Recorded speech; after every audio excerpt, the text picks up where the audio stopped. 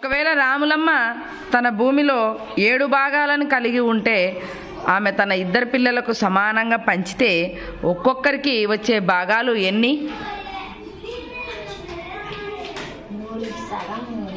3 సగం.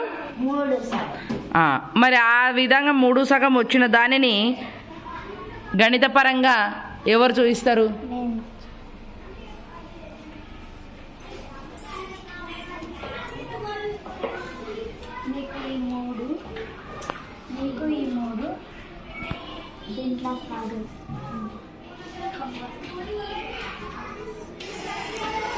నీకు 3 అంటున్నావు,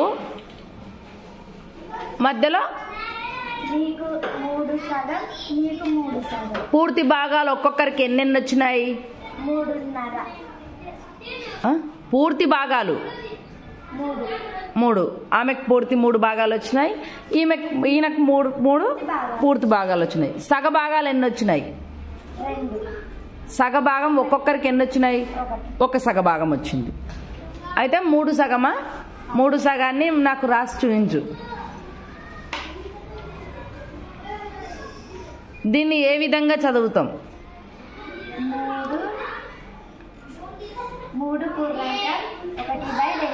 3 పూర్ణాంకం 1/2. సరే, మరి దాన్ని 3 పూర్ణాంకం 1/2 అని కాకుండా ఇంకే విధంగా రాయగలుగుతాం?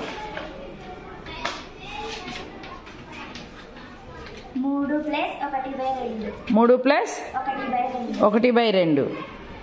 నీకు జానకి ఎంత వస్తుంది? నీకు ఇప్పుడు 3.5. నీకు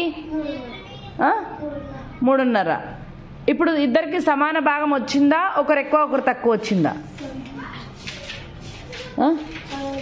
సమానంగా వచ్చింది. ఓకే.